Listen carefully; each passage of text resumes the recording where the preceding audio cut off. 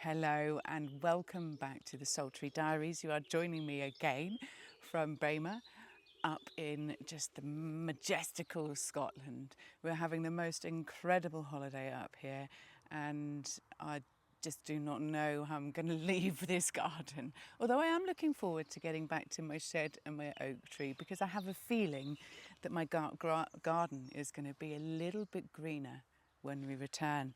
Anyway, today we are continuing with the theme of our father lines, and we're going to be discussing those major transitions that men go through in life. Just as we've discussed in the past that as women, we are cycling women who transition through those 4 seasons of life in many, many different areas, whether that's monthly through our cycles, through our pregnancy, the 4 seasons, through the 4 seasons of our life, that child, the maiden, the mother, the crone. Today we're going to be looking at this from the male perspective because of course they function in a very different way to us. Now we know this, there's many books written about this. Is it men are from Venus or Mars and women are from the other? That one, whichever that book is, that one.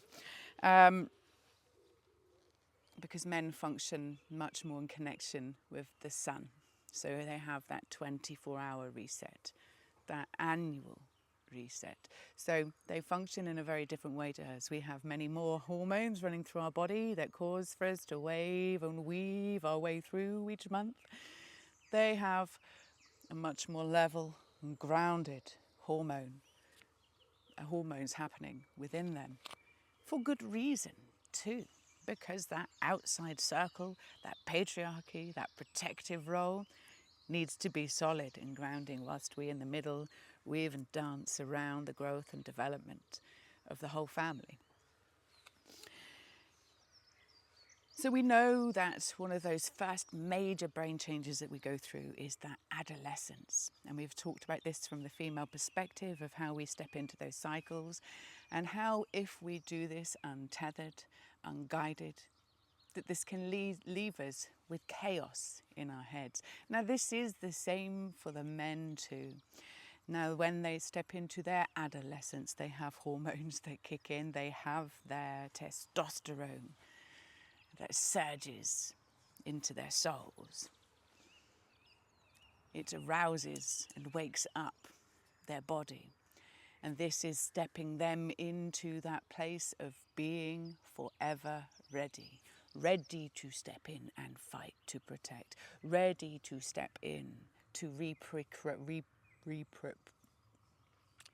no, my brain cannot say that word right now. I'm not even going to try and say it again because you know when you try and say it and I'm just going to stumble over it. Procreate. There we go. Procreate. Reprocreate. I don't even know what I'm talking about. So they have that ever ready, that energizer. They're ready to step in and protect. They're ready to produce the next line in their family. And this part of them is designed very specifically, that part that will step into that fight or flight that's ready to get the family to run or to step in and protect, that testosterone, that one that's there to step in, that's there to protect the outside circle of the family. And that part of them that's always ready for arousal is designed to connect very specifically. Oh gosh, I'm stumbling over my words this morning. That is designed to connect with a very specific part of the female cycle. When we reach ovulation and we are ready to reproduce, that is when we as the female give the signal for this dynamic, for this part of our biology to connect. And you see this in mammals and in insects and in species across the whole world. That part of biology happens when the female is ready. And that is why the man is always ready for sex. Now we must acknowledge this as a dynamic because how are we educating men about this, or are we leaving them loose with these hormones and arousals in their head? Where does it go when it's not given guidance for what this is for? Or if there's no suppression around them to keep them in check and in score? Are we educating them that that part of them that feels that is designed for a specific purpose in life, in nature, and on Mother Earth, and that is to continue the human species and the next generation in their home? This part of them needs guidance. This part of them needs education from the elders in their home. But if there is no guidance from their forefathers about this part, this innate part of them, what happens to the energy of this that's left untethered, causing chaos within them? And so reproduction may occur at some point in their life, and then they step into the next big change in their brains too. The place where they step into the essence of the father. And this causes a chemical, biological change in their brains too, like it does for women. We go through matrescence. When we step into motherhood, they go through a brain change too. They become more emotional. They become more in tune. They become more empathetic, more compassionate from their heart spaces. They feel and sense too. But this can only happen if they are connected to that home space, if their vision is clear in what it is that's happening at home. If they are distracted, if their vision is taken too far away, this development and change in their brain can be delayed. And there's a deep impact when this doesn't happen for a man, because it means that the heart of the home, his connection to that, is missing. And then all kinds of issues can ensue from them not having that rooted connection back in through. And so they go through this biological change in their brains when their babies are born to that primary pathway in the brain. We know from mammals that fathers can step into the primary caregiving role too, because there's many species on Earth where the man does that role. And as humans, men have access to that part of the brain too. So if the mother is absent or if the mother is not there, then a father can step into that role, and all of that pathway will wake up in their brains too. It's not just the mother who can step into that role. Fathers very much have access to this too. But these things happen through experience, and they happen through living and breathing that. So if there is that disconnection, then it can't happen in the brain. The biology is not there, the experience is not there, the feelings are not there to bring about those changes in the brain.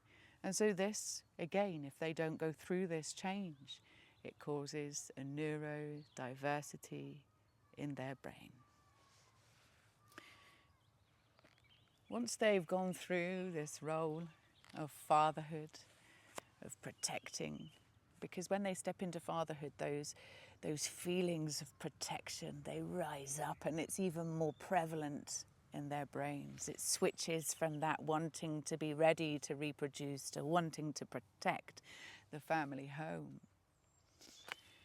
They are then on guard and on duty, wanting to protect what they've created in their homes. And as they go through life maturing with their testosterone levels pretty level throughout life, they then reach an age where their testosterone levels begin to slowly decline. Not hugely, but they decline slowly as the next generation rises, their sons mature and begin to step into that next role. So there's purpose in all of this if we are connected and we have the essence of that golden thread running down through that patriarchal line. Their testosterone dips as their sons are coming up to take over that adult role of being the ones who can bring the protection to the family home so that they can sit back and bring the guidance from their vision and their wisdom and their experience of raising their children and supporting their partners in their generational homes.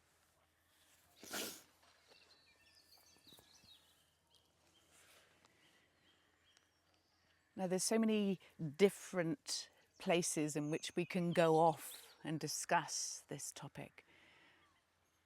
And one of those is what happens if there is that disconnect and they don't create those pathways, don't open up those pathways in the brain because they don't have access to them.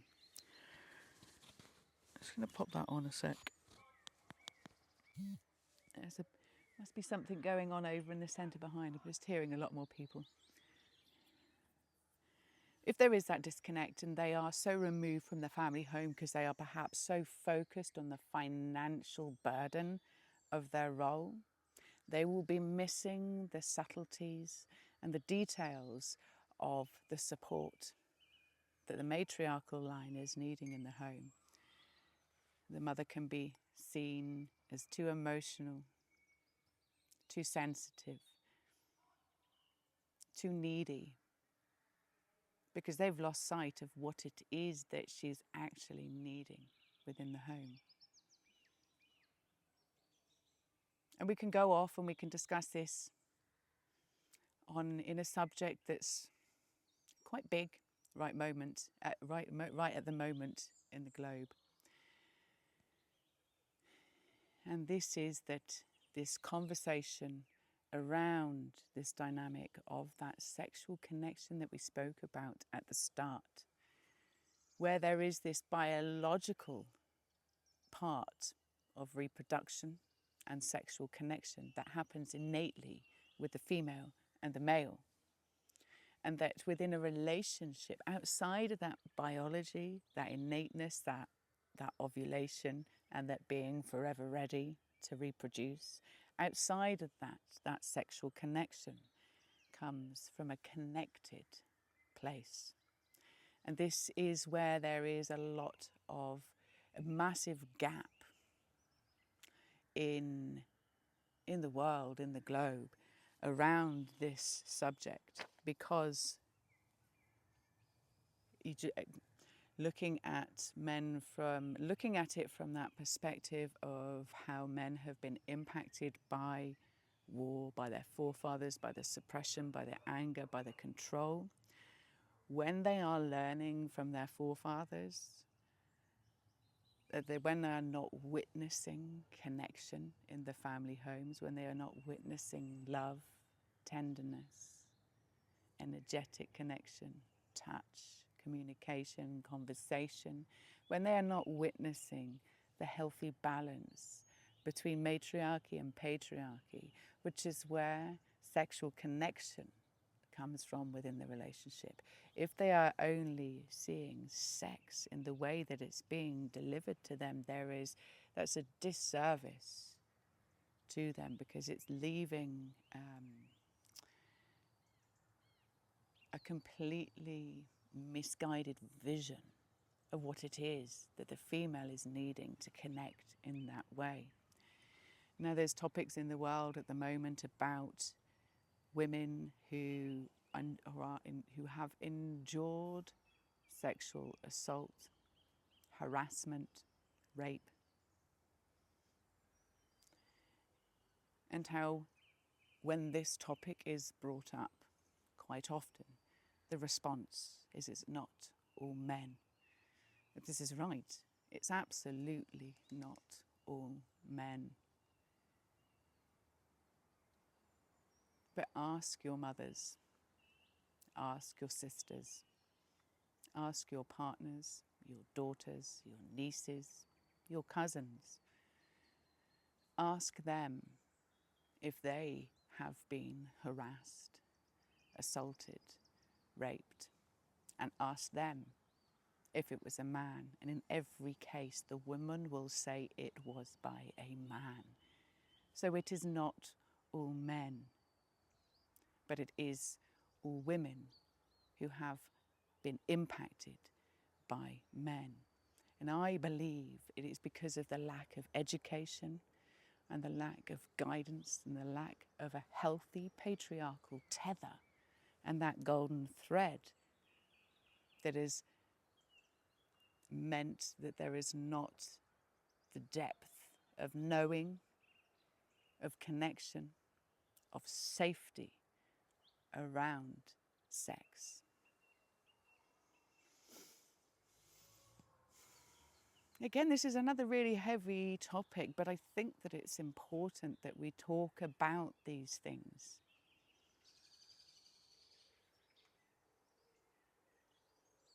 Because how we are educating our children, how we are educating our sons, and what children have access to about sex is important too.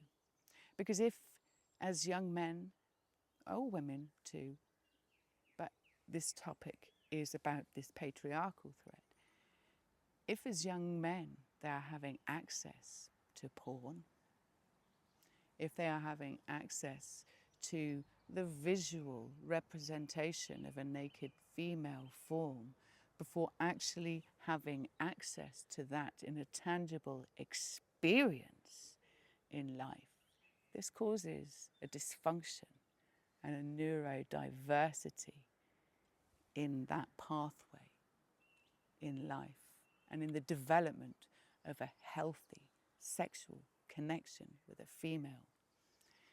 Because they shouldn't be having access to the naked female form in that way until it actually happens in front of them through experience. This is where the innate and organic way should be. So there's so much wrong with how this part of men and women is being evolved, and how they are growing into themselves with the dysfunction around these connections in their homes. And this is impacting women.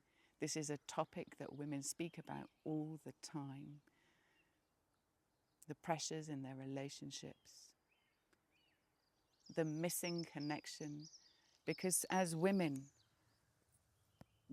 will tell you, and they will say that when they feel connected, when they feel safe, when they don't just feel seen as a naked body in their home, their arousal is safe to be present in their home, and they are much more sexual in their homes when they feel safe and when they feel seen in a non-sexual way, because sexual connection starts with a connection first, not arousal. That comes after the safety has been established at the hearth.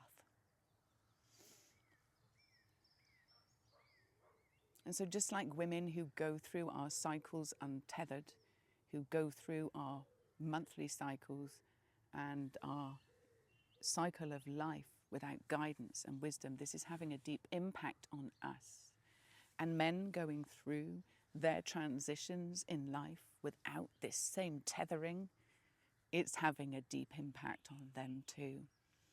And none of this is about blame, because everybody is doing the best they can with the wisdom and the tools that was passed down to them. And if there was no wisdom or tools, then they're working from an empty box. So there's no blame in this. There's just the curiosity and the awareness and the understanding that it's time for us to bring change and bring roots and grounding and safety back into the connections between our patriarchy and our matriarchy, so that we can begin to raise our children in homes of safety and connection and love and authenticity, so that that is what gets passed down to the next generation instead. Well, thank you for joining me again today from Braemar.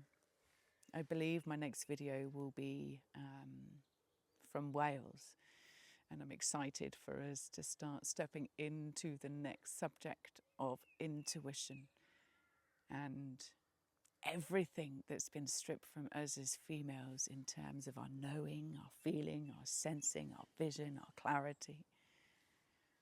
Because as we know, this has been stripped for decades, centuries, for a very long time. And it's time that this started coming back into our lives too. So I'm going to go and get some layers on because it's getting chilly up here. Go and see what my boys are doing and go and get on with our last day in Scotland. Thank you for joining me. Take care.